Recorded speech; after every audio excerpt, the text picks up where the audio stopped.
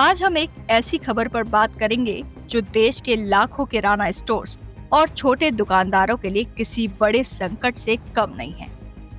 पिछले साल कम से कम 2 लाख किराना स्टोर और पड़ोस के छोटे रिटेल आउटलेट्स अपने शटर हमेशा के लिए बंद कर चुके हैं। ये दुकानें जो हमारे मोहल्लों की जान है, पहले से ही मुश्किल में थी और अब इनके सामने एक नई आफत आ खड़ी हुई है। ये आफत है पुराने स्टॉक की। जी हाँ, सरकार ने कई जरूरी सामानों पर जीएसटी की दरें कम कर दी हैं, जो 22 सितंबर 2025 से लागू होंगी।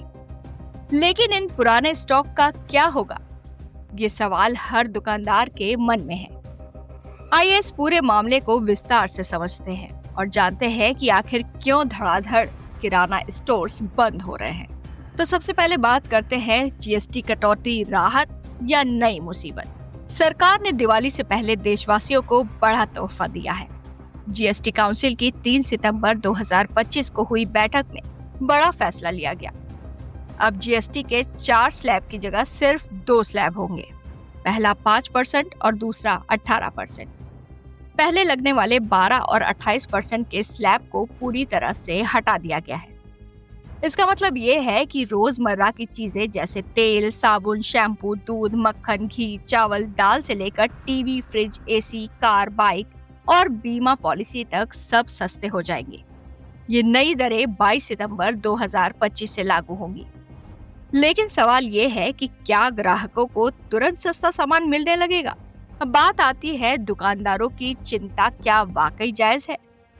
दरअसल नोएडा में किराना दुकान चलाने वाले आलोक सिंह कहते हैं, हमारे पास पुराना माल भरा पड़ा है जो पुरानी जीएसटी दरों पर खरीदा गया है। हम थोड़ा थोड़ा करके बेचते हैं। अभी तो हमें ये भी नहीं पता कि नई दरों से कितनी कीमत कम होगी।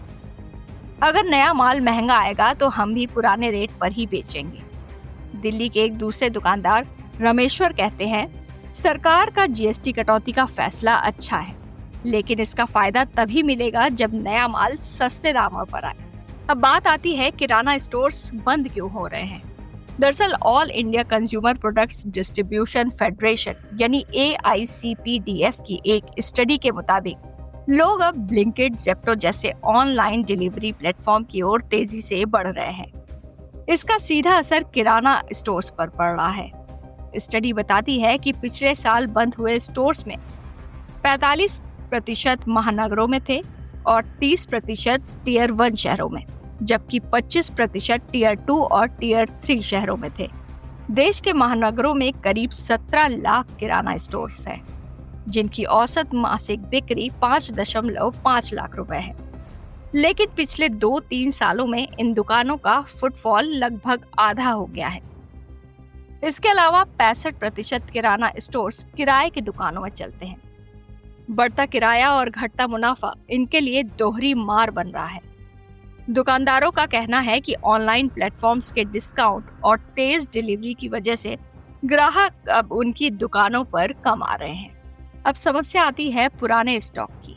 Chamber of trade and industry यानी CTI के चेयरमैन ब्रजेश गोयल कहते हैं, जीएसटी कटौती का फायदा ग्राहकों तक पहुंचाना सरकार की मंशा है, लेकिन पुराना स्टॉक एक बड़ा रोड़ा है। दुकानों और गोदामों में हजारों टन माल पुरानी दरों पर पड़ा है। उनका कहना है कि बड़े रिटेलर्स जैसे रिलायंस और डी-मार्ट अपने बिलिंग सॉफ्टवेयर और POS मशीनों में जल्दी अपडेट कर सकते हैं, लेकिन छोटे किराना दुकानदारों के पास ऐसी तकनीक नहीं है। उन्हें पुराने स्टॉक को सस्ते दामों पर बेचने के लिए कंपनियों और डिस्ट्रीब्यूटर्स के साथ तालमेल बिठाना होगा। तो अब सवाल आता है, आगे क्या? तो दोस्तों, किराना स्टोर्स पहले से ही ऑनलाइन प्लेटफॉर्म्स और बढ़ते खर्चों की मार झेल रहे हैं और अब जीएसटी कटौती ने उनके सामने नई चुनौती खड़ी कर दी है। सरकार का ये कदम ग्राहकों के लिए राहत भरा हो सकता है, लेकिन दुकानदारों के लिए ये तभी फायदेमंद होगा जब पुराने स्टॉक का सॉल्यूशन निकले। इन पूरे मामले पर आप क्या सोचते हैं? आपका क्या विचार है? क्या जीएसटी कटौती से छोटे दुकानदारों को फायदा होगा या नुकसान? कमेंट में जरूर बताएं। इस वीडियो को लाइक और शेयर करें ताकि ये जानकारी ज्यादा से ज्यादा लोगों तक पहुंचे। अगले वीडियो के लिए दीजिए इजाजत। नमस्कार।